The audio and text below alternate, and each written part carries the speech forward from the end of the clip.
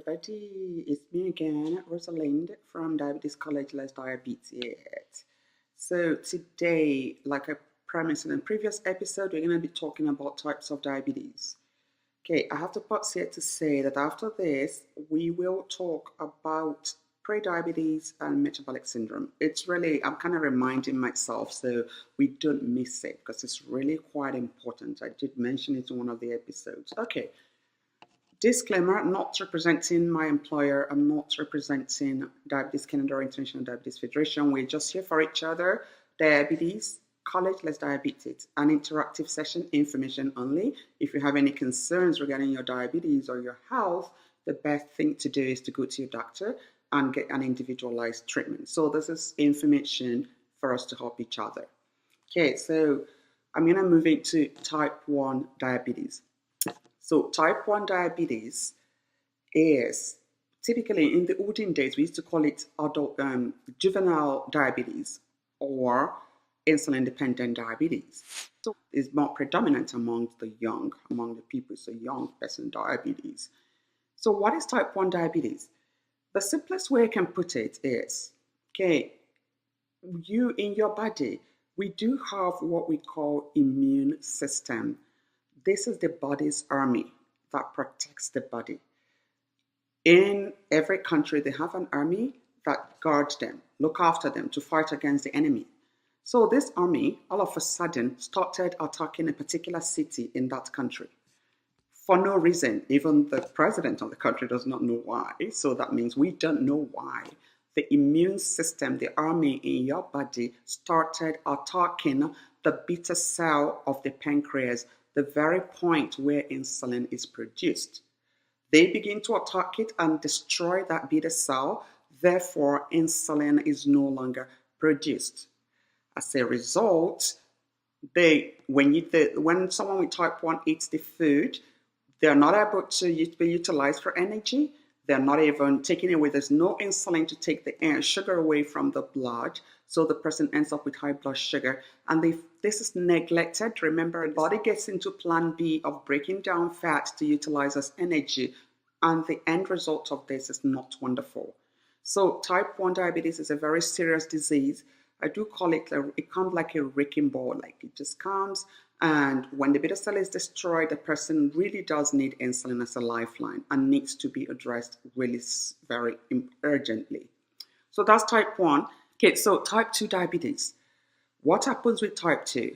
It's actually the most common type of diabetes. It happens about 90% of people with diabetes have type 2 diabetes. So it's really very common. We do call it a lifestyle situation, which I'm not going to really draw so much on. Why we call it lifestyle is because most of the time, if you have type 2 diabetes, we do emphasize on the need for people to address their diet and also address their exercise pattern, be more active and all that in order to help with that. But that will be a story for another day because we're going to talk about it in more details. But for type 2, we say that your body is still able to make some level of insulin, and that is probably not enough to take away the sugar as required.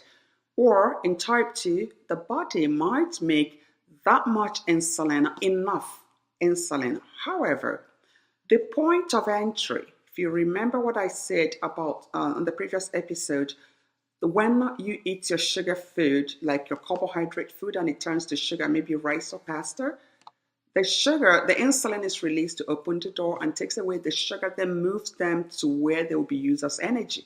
So this point of entry, where the sugar is moved by the insulin to be utilized as energy, is resisting the activity of the insulin, is preventing the insulin from really channeling that sugar into the cells to be used as energy. So you have a whole lot of sugar hanging around in the blood, despite the fact that the body is making every effort to produce as much insulin as possible. So that is what we call insulin resistant. It's usually, most of the time, you could have that resistance if there is what we call abdominal obesity, which we will talk about. That's why I did mention that, reminded myself I need to talk about prediabetes and metabolic syndrome. So don't worry, we will talk about that. But for now, suffice it to say that when the sugar is available to be utilized as energy, insulin comes to take the sugar to direct them to the cells. But the point of entry, at the point of entry, the door is closed. The key cannot open the door anymore. It's jammed.